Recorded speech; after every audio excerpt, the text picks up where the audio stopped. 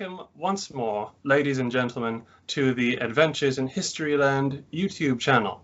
Today, we have a long-distance video for you that bridges the gap between Mexico and Britain. Today I'm talking to Enrique Ortiz Garcia, who a lot of people may know on Twitter as, and I think I'm saying this right, Tlatoani Cuauhtemoc. Yeah. And it's really, really great to talk to you at last. Thank you. It's an honor to be in your program, in your channel. My pleasure entirely. I'm really glad to get the opportunity to talk to you. And today we're going to talk about the Aztecs, or more properly called the Mexica, and a very pivotal moment in the war between the Spanish, or as they called themselves at the time, the Castilians, and their allies, and the Mexica. And where should we start? Where do you think is the best place to start? Well, I think the best place to start is when, remember that Hernán Cortes arrived to the coast of Mexico, actual Mexico. In that time it was called Mesoamerica. There was no country, there was not a unified nation in those times, in those years. And Hernán Cortes arrived to Veracruz, to the shore, to the eastern shore of Mexico in the 1519. 1519 he arrived there, and he came all the way inland into Tlaxcala, that it's a town, a state, that it's like 2 hours from Mexico City. And in that place, he battled against the Tlaxcaltecas. And actually, after around three battles, he made a pact with them. He get them as allies, right? And then he went into Tenochtitlan. Tenochtitlan is the Aztec or Mexica capital, and it was a member of the Triple Alliance. It was founded around 1428. And 8th of November of 1590 is when Hernán Cortés and his native allies entered to the Mexica or Aztec capital, and they were received by Moctezuma or Motecuzomatzin II. That he was like a kind of emperor in that time. He was called, he got this position that was called Tlatoani or Tlatoani. That means the great orator. I don't know if you got that word, orator. Yeah. And he was like the emperor, right?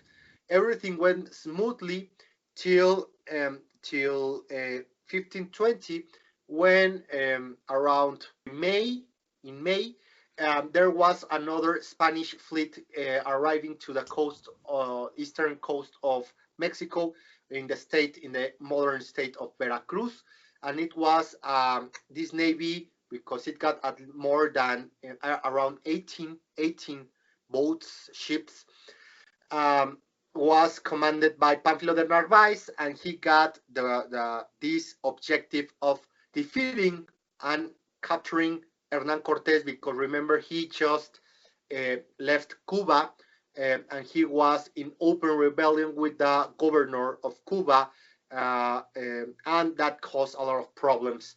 Right, exactly. I think we'll get started by just, first of all, exploring the name, the Noche Triste, which in English is like the tragic night or the sad night. The sad night, yeah. Now, this is what we're going to principally be talking about today, and despite its name, it was actually a great Mexica victory, because through a course of events, starting with the great massacre during the festival, and I can't pronounce this name. What was the festival? Right.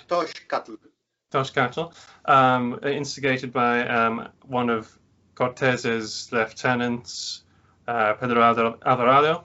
Things get really bad in Tenochtitlan, and the Spaniards get besieged inside it, and they have to break out. And when they break out, it's called Noche Triste because Well, because the Spanish lost an awful lot of men. Yeah, the origin of the name Las Noche Triste is that the chroniclers, the writers of the 16th century, actually a lot of them were soldiers of Hernán Cortés, and they fought the war against the Mexica. The most important one is Bernal Díaz del Castillo. He was like a captain, a middle level soldier, and he wrote a wonderful chronicle, a wonderful story about all the conquest of not only Tenochtitlan and Mexico, but other regions of Mexico. And also, well, all the life, or mostly all the life of Hernán Cortés. Noche Triste is called because this guy, and also other writers, Vázquez de Tapia, Hernán Cortés, they wrote that that when Hernán Cortés lost this battle, he wept, he cried, right? He was so sad to see that he lost around 800 soldiers and more than 1,000, maybe 2,000 Tlaxcaltecas that were the native allies, that he started crying.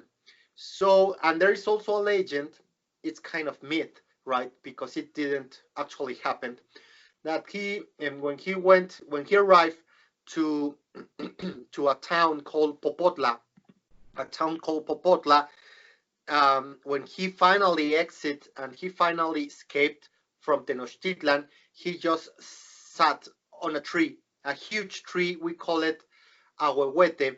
That it's a beautiful word in Nahuatl that means the old ones of the water. You know, the old ones of the water, because there are huge trees that need a lot of water. And one of the biggest trees in the world is in Oaxaca, and it's called the tree of the Tule. And it's huge, at least 2,000 years old. So Hernán Cortés just sat there in that tree, and he just started crying. But that's the legend. What we know, or if we believe Bernal Díaz del Castillo, he cried. He got really sad about the terrible defeat he got. He lost a lot of friends. He lost a lot of gold, because this event, this retreat from Tenochtitlan that happened the 30th of June of 1520. He lost all the gold he just found. And as I told you, it's the worst defeat of a Spanish army during the 16th century in all America. This was the most terrible defeat that the Spaniards faced during all the conquest of the Americas. Yes, it's a very impressive defeat. Yeah. Very comprehensive, very damaging to Cortez's plan. I mean, when you hear the story, he has to escape from Tenochtitlan, and everything goes wrong. And yeah, you can absolutely see why chroniclers would call it the sad night, because of the fact that he wept, he cried. It was so bad. It's the legend of the what is it, Lágrimas de Cortés, and things like that. The spot used to be a famous tourist spot, didn't it? Yeah, we still in Mexico City. We got the tree, but the tree suffered a lot of burns, of fires. At least three. The first one was in the second part of the 19th century, and then the other two in the second part of the 20th century. Right now, this beautiful tree that is an ahuehuete, right now there's only just a huge trunk, completely blackened, and it's collapsing. The local authorities put some cement, some structures for holding it. They put this text on a plaque where they say that this is the tree of the Noche Triste, and it's called and it's in this town called Popotla, that right now is part of Mexico City. And yes, it was a really sad night. Just imagine that Hernan Cortes got 1,300 men, and he lost that 30th of June at night. It was midnight when they tried to escape. It was a rainy night. It was completely without moon, completely dark. And well, he lost more than half of his men. He lost also most of the cannons, most of the horses. They got almost 100 horses. That could be a squadron of cavalry. And they lost mostly of them. They got around 24, 20 horses after Noche Triste. And well, I just would like to say just that, Josh, that when Hernan Cortes gets noticed that this Pánfilo de Narváez, this captain of the governor of Cuba, arrived to Veracruz, he left Tenochtitlan with a lot of his men, and he left in charge this violent Spaniard called Tonatiuh by the natives. Why Tonatiuh? Because he got red hair. And between the Aztecs or the Mexica, there was a god, a solar god called Tonatiuh, and it was red. It was it got a physical form of a human. He was a warrior, and he was all painted, the body, the face red or yellow. And this Captain Alvarado got red or blonde hair, and they called him that way, Tonatiuh. But he was really violent. And Hernan Cortes goes to the shore, to the coast, to face Pánfilo. He defeats Pánfilo the last days of May, and he gets noticed that Pedro de Alvarado committed an attack. He made a massacre when the Mexica people were dancing. It was a festival. The festivity was called Toxcatl, and it was dedicated to the god of the omnipresence, one of the most important gods of the Mexica pantheon, called Tezcatlipoca. That means the black obsidian, the smoking black obsidian mirror. And the natives were dancing, they were disarmed, they were just enjoying the party and making the rituals for this important god. And suddenly, we don't know why, Alvarado, this captain that was in charge in Tenochtitlan of the Spaniards and the Tlaxcaltecas, that were the allies of Hernan Cortes, just decided to attack. And he committed a massacre. And all the work, the good work, well, the political work of Hernan Cortes that he'd been doing since he arrived to Tenochtitlan in November of 1590, this guy destroyed it. Hernan Cortes didn't want violence. Hernan Cortes didn't want to destroy Tenochtitlan.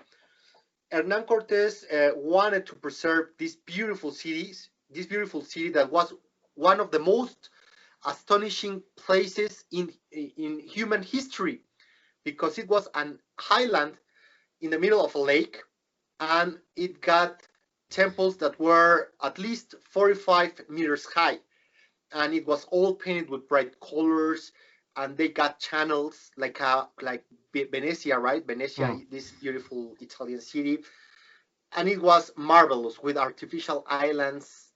And Cortes didn't want it to destroy it, but after this attack of Pedro de Alvarado, it caused the rebellion, if you could say that word, if you could use that word, the organization, the Mexica, organized themselves and counterattacked.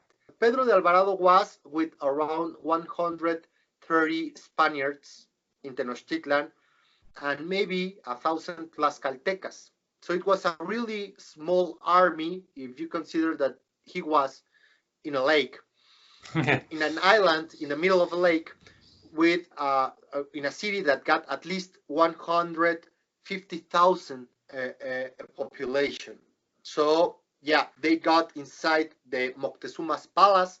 They blocked all the entrances, and they start fighting. And they sent a courier, messenger, to Hernan Cortes, who was in Veracruz, in the coast, that they needed help urgently, right? Because he went out and he defeated Panfilo de Narvaez, and when he came back to Tenochtitlan, he brought with him lots of Narvaez's men who had volunteered to serve with Cortes.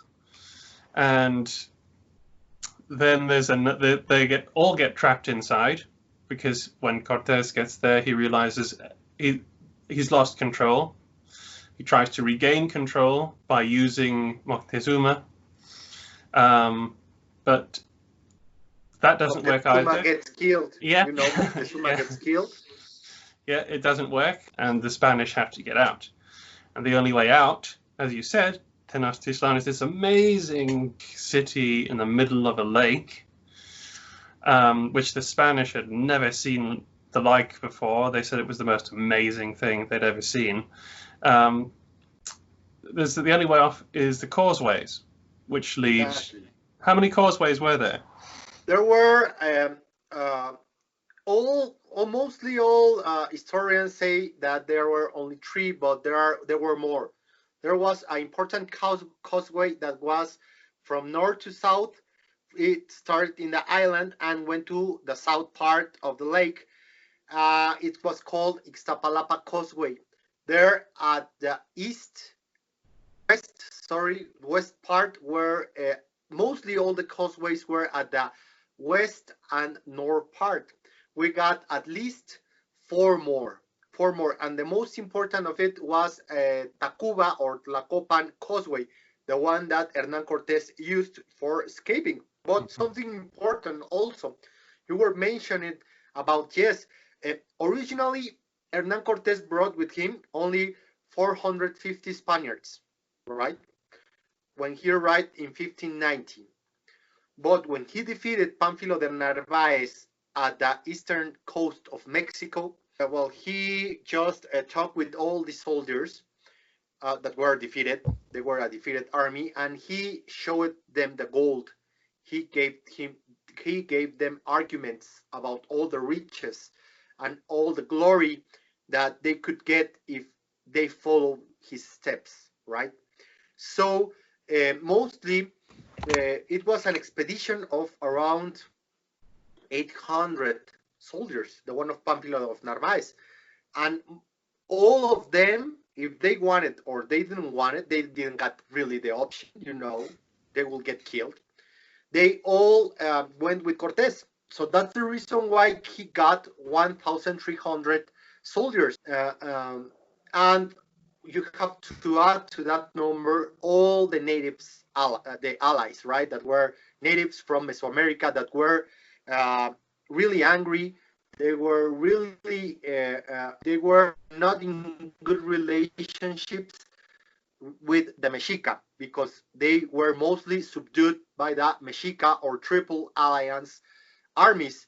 What's the Triple Alliance? It was like a kind of confederation about 3 important cities. The most important was Tenochtitlan, then it came Texcoco, and then Tlacopan. These 3 cities made the Triple Alliance, and they were the ones who built what a lot of people know as the Mexica or Aztec Empire, right? Yes, good point. Because that's important for a couple of reasons. First, the Spanish weren't alone. They couldn't have done what they did without the support of the enemies of Tenochtitlan and the Triple Alliance. It's been argued by some people that the Spanish actually were viewed by the people like the Tlaxcalans as sort of mercenaries. Yeah. And liberators. Yeah. Mercenaries and liberators who they could kind of go forwards with, you know, and just create a new, get rid of the Mexica and create something new. And that's the environment, that's the way that that this all happened. And so going back to the causeways and the Noche Triste, all these guys, the people, the Narvaez's people, Cortes's people, the allies, they need now to get out of the city because they're running out of supplies, I guess. Yeah. And war. yeah, and the plan, they build to get out. They decide they're going to use the Tacuba Causeway or the Tlacopan. Did you say? Yeah. Yeah. The Tacuba or Tlacopan Causeway. Yeah. Okay. And the problem with that is that the causeways that lead out of Tenochtitlan are not one single piece. They're not one big road. They're cut into sections with bridges, aren't they? And the Mexica destroyed them. So now you have gaps like an alligator's teeth going all the way exactly to the Tacuba Shore. And Cortes builds a what would you call it? It's kind of he builds a pontoon bridge.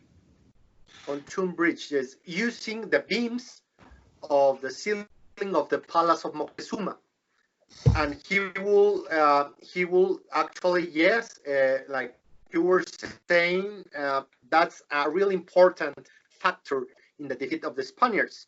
There were cuts, there were gaps in this huge and beautiful avenue. It was Hernán Cortés and Bernal Díaz del Castillo said that 8 riders with their horse side by side could walk through this street, through this causeway. That was the wide part, so you can get an idea of it. And it from over the water, it was all around was water, and there was in the middle this causeway, and there were these gaps. And yes, Hernán Cortés entered Tenochtitlan 24 of June. So he defeated Pánfilo de Narváez 27 of May. So it was almost 1 month that Pedro de Alvarado that Pedro de Alvarado and his men were inside this palace being besieged with no food and taking water from a hole they made in the earth, in the soil. And they were drinking this fetid water. So Hernán Cortés arrives 24 of June, and he enters by the same causeway, by Tlacopan, but the Aztecs were preparing a trap. That's reality, right? They didn't attack him. So they were again being besieged from 24 of June, and during these days, this allied army of natives and Europeans, they tried to control part of Tlacopan or Tacuba inside the city, just a block from Moctezuma's palace where they were staying. So they tried these cuts, these gaps, and they put some guards there to defend it day and night. But this causeway went out of the city. It was too long, and it got out of the city till it got to the lagoon, maybe, where there were nothing, no islands, no artificial islands, no houses, just the street crossing the lagoon. And some modern authors and researchers, archaeologists, historians say that there were 6 gaps in this street, in this causeway. 6. Hernán Cortés and his men captured and protected, and others say 4. There was no problem there. They would put some bridges over, or pontoon bridge over it, and they could cross it really easily. But the problem were the 2 last ones. When they left Tenochtitlan 30 of June at midnight, they got no problem in crossing the first gaps or cuts. But the problem began when they tried to arrive to the shore, to the Tacuba Shore. That's when the Mexica attack began, and there was a lot of confusion. It was really dark, and the Mexica came using canoes. They came hundreds of canoes, and from the canoes, the Spaniards like sitting ducks, right? They were just walking there, and they could not defend themselves. The pounder was completely wet. The horses were like crazy because there was a multitude, a crowd, a mob of people walking through this causeway in the middle of the surrounded by water. So there was not really effective use of cavalry, right, in the middle of a lake. So that's where the massacre began, and people, well, the soldiers, the Spaniards, the Tlaxcaltecas start pushing themselves, trying to, walk faster. But the problem was that a gap that was in front of, and the one in the back part didn't know about it. They thought, well, there's a bridge. You just have to hurry up, move your feet, right? But they didn't know that there wasn't any bridge. So they started pushing and running, and the people went into the lake, into the gap, with full armors, with cannons, with crossbows. And remember that Hernan Cortes, hours before the escape, he just said, well, I already took my gold. I already put in this donkey, in this mule, all the quinto real. What's the quinto real? It's the fifth part of the winnings or the earnings that goes to the King of Spain. And they put it in baskets and boxes in a donkey or a mule. And he said to all the other men, to all the soldiers, please take all the gold, a lot of gold, and I can't carry it all. So please take these lingots, these bars of gold, these beautiful medallions, etc., etc. And all the Pánfilos de Narváez men, when they saw this huge quantity of gold, they thought, well, this is paradise, and I will die rich. And actually, a lot of them, mostly all of them, die rich. Just hours after they took the gold, they just drowned because they were carrying a lot of gold inside the armors, inside the jackets. Well, they will put all the gold in the clothes, and when they fell into the water, they will sunk down to the bottom. Yeah, exactly. Excellently pointed out. They all died rich because most conquistadores were very poor men as well. Yeah. So it was a huge temptation, and it literally was their undoing at the same time. So what do you think that this? So it's interesting that the Mexica let Cortes in, and they let him get halfway or almost all the way across the causeway before they attacked. Do you think this was an accident? Do you think they missed the Allies getting out, or do you think it was planned that we'll let them get out and we'll hit them in the water? No, it was complete. It was a plan. It was a strategy. It was from the tactic point of view to the strategic point of view. Everything was completely planned. That's my point of view, right? That's what I think. In front of the Mexica army was Cuitláhuac, the brother of Moctezuma. Hernan Cortes fled him because he was also imprisoned in Moctezuma's palace, and Cortes let him go because he told him, you are in charge of reestablishing the Tlatelolco, another city, a neighborhood inside Tenochtitlan, the Tlatelolco market.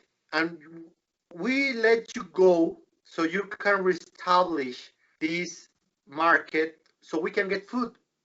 But when Cuitláhuac got away, when he just ran out of this palace with the authorization of Hernan Cortes, he, instead of reestablishing the market, he just organized the Mexica army. So he was in front of this very brave soldiers. So he just he selected the best part for the ambush. It was night. They could arrive in the canoes. There were no artificial islands or the city. It was outside the city where the Spaniards could not use their horses or where they could hide. They were isolated in a causeway in the middle of the lake. So yes, since from my point of view, or well, I think that yes, Cuitlahuac was he decided at what moment to start the attack and in what place. The specific spot of the place of the attack, it's called the Causeway of the Toltecas or the Toltecs Causeway. Right now in Mexico City, we got a beautiful church dedicated to San Hipólito. Well, it's a saint, a Catholic saint, and well, in 1523, 2 years after the fall of Tenochtitlan, there was an African descendant conquistador. Maybe he was a free slave, or maybe he was a slave. I don't know. We don't know. Called Juan Garrido, and he founded. He, constructed a little church, a little temple, Catholic temple, but really simple. We call it ermita, and it was called for a lot of years, decades, the Ermita of the Martyrs. We still can see the fingerprint. Well, history is still there in Mexico City.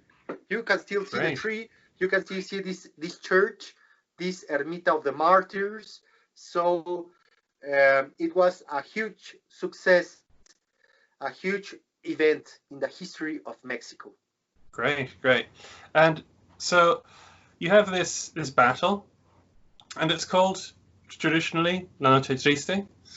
And I guess just before we wrap up, I think we're running close to the end of our time now.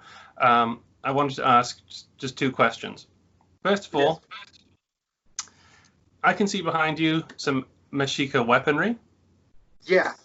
And these are the types of weapons that would have been used in that battle. Can you tell us a little about them? Yeah, I can tell you. Well, I will show you in a moment when at the final part. I can take one and show it to you. Well, mostly in Noche Triste, the Mexica would use slings. Also, they would use the atlat or spear thrower. You know that? Yeah, exactly, that one. And also arrows and bows. That because, well, the importance of the attack is that they fired from the distance. They were in canoes, and the Spaniards could do very little to counterattack because, like I told you, the pounder was completely wet because it was a rainy night, and they were short in pounder at that moment. The crossbows, maybe they could use the crossbows, but they were, for reloading a crossbow in the middle of nowhere in the night and people pushing, it's complicated.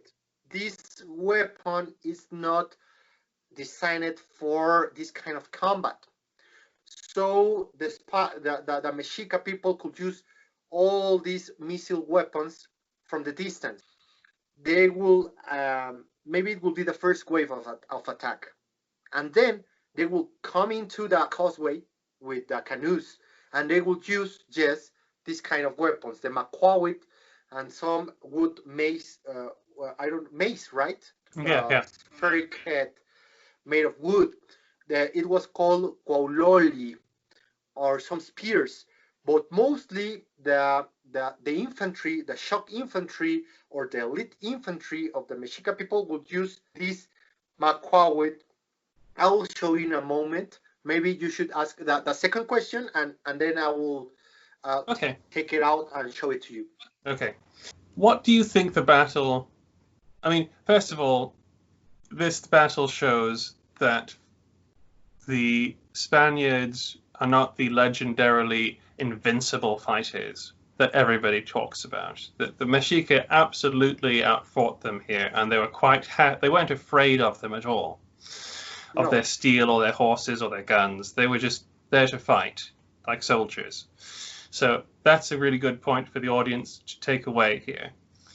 My other question was, what do you think the battle should be called? Should it be La Noche Triste, or should it be something else? I mean, I've seen like the Victory Night. yeah. Yeah, it's a debate in Mexico, right? There are some people, a lot of people in Mexico, they don't like their European heritage, right? It's like a really heavy stone they carry. Because why? Because a lot of governments in Mexico, presidents, they just stigmatize the Spaniards, and they always tell the population the Spaniards came here and they didn't did nothing for good. But that's completely false. And well, and that's the origin of this debate about, well, we were Mexica, right? People identify themselves with the Mexica. They don't identify themselves with Hernan Cortes. And actually, it's really important to know that mostly all the conquerors stayed in Mexico. They didn't return to Spain. So we got, the Mexican people got more of this blood of the conqueror that maybe the Spanish people that lives in Madrid, and they maintain the name of Noche Triste. So other option that I would like to call it, Spaniards call it in the 16th century, the Battle of the Bridges. Everyone knows this historical episode. So I'll say Noche Triste. I stick to it. Okay, that's very interesting, and yeah, I like the name, the Battle of the Bridges. What would that be in Spanish? La Batalla de los Puentes or Puentes? Exactly. The battle of La Batalla de los Puentes. Exactamente. I'll show you the weapon. Just Great. a moment. So you can get an idea of a Mexica weapon. Here you can see this beautiful piece of art, because it's not really common to see this one. As you can see, these are not stones. This is volcanic glass called obsidian, right? Yep.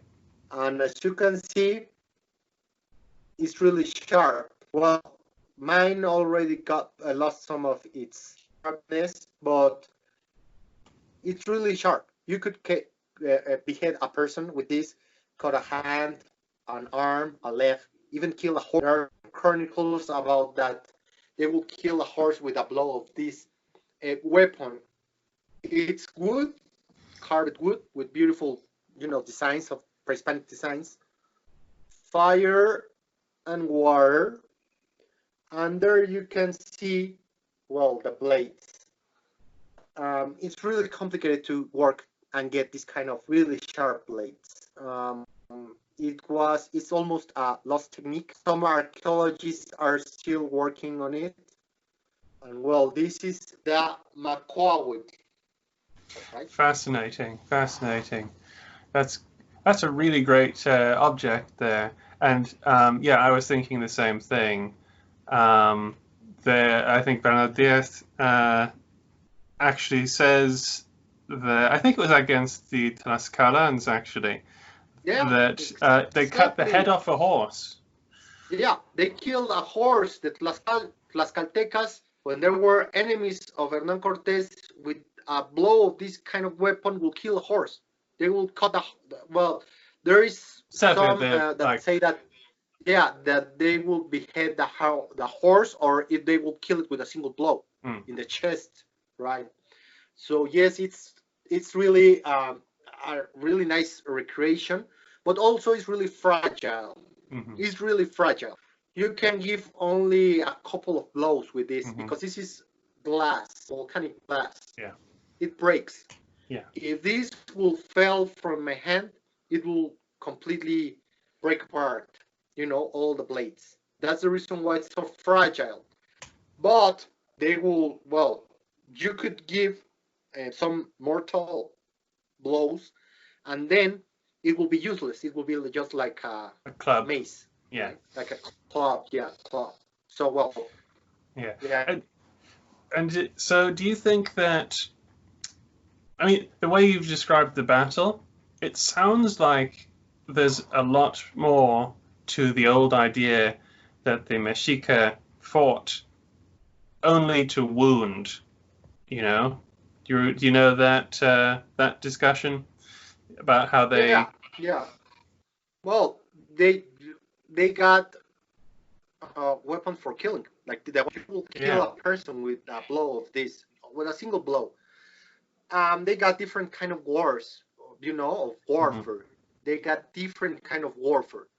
They got these flowery wars that the main purpose was combat 1-to-1. Yeah. To get captives. They won't use long range weapons. They will just fight hand by hand. And they got also wars of conquest, where yes, it was important to get prisoners, but they will kill also. And there were wars for suppressing rebellions.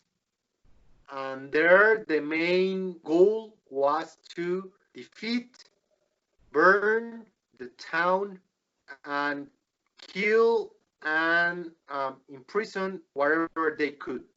So it depends. The Mexica warrior they knew how to capture, but they knew also how to kill. And the weapons we know about the Mexica people were able to kill easily, right? Like an athlete, this spear thrower. Yeah. It's mortal. It's mortal. If you hit a person with a spear with this propulsor, you will kill him, right? The prehistoric people will use it to kill mammoths. So just imagine what they could do to a person, right? Yeah. To a human. Exactly. So this is like the 16th century. So if you get a spear through you with that force, you're just going to die, really, because you can't be saved. Impossible to get killed. No, impossible. So so you think that the Mexica who fought at La Noche Triste were fighting to kill? Well, if they could capture Spaniards, it would be good. But the main objective of that night, of that battle, was to defeat the Spaniards, to try to annihilate them, to destroy the complete force. A plus was to get prisoners, so they could get sacrificed. But the main was to kill, and was to annihilate the Spaniard force and the Tlaxcalteca force, right? To defeat them. And They did. They did. To round up, would you briefly like to say what happened afterward? What effect did this night have on the rest of the war?